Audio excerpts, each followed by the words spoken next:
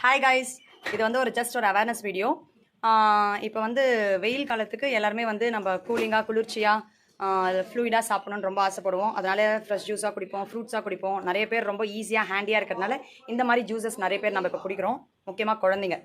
So just இது ஒரு 10 ரூபா தானே, அந்த அப்போதைக்கு அந்த வெயில் தாங்குற மாதிரி ஒரு ஜூஸ் குழந்தைங்களுக்கு வாங்கி கொடுத்துக்கலாம் நம்ம நினைக்கிறோம். பட் இதில் ஏஜென்ட்ஸ் ஆட் பண்ணியிருக்காங்கன்னு எல்லாருக்குமே எல்லாம் தெரிஞ்சாலும் நம்ம ஸ்டில் குடிச்சிட்டு தான் இருக்கோம்.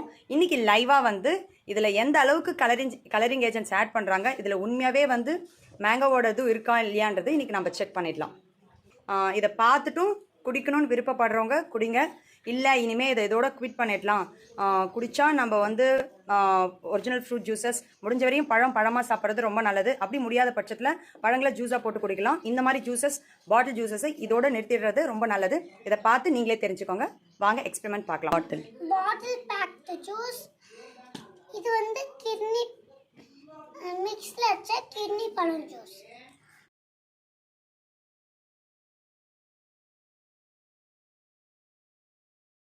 ஸோ இப்போ பார்த்துக்கிட்டிங்கன்னா ஒரு கப்பில் அந்த ரெடிமேட் பேக்டு ஜூஸ் ஓகேவா, அது இருக்குது.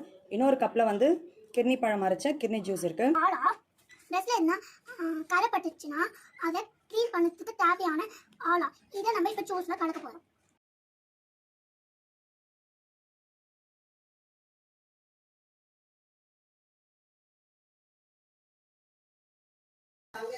இதே மாதிரி கலரில் இருக்குது, இல்லையா மாறிட்டு இருக்கு.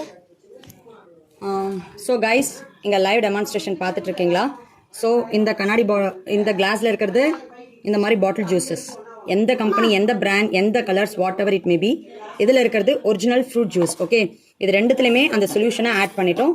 ஸோ ஒரு ஜூஸில் எந்த அளவுக்கு கலரிங் ஏஜென்ட் மிக்ஸ் பண்ணியிருக்காங்கன்றது இந்த எக்ஸ்பெரிமெண்ட்டில் நமக்கு தெரிஞ்சிருச்சு.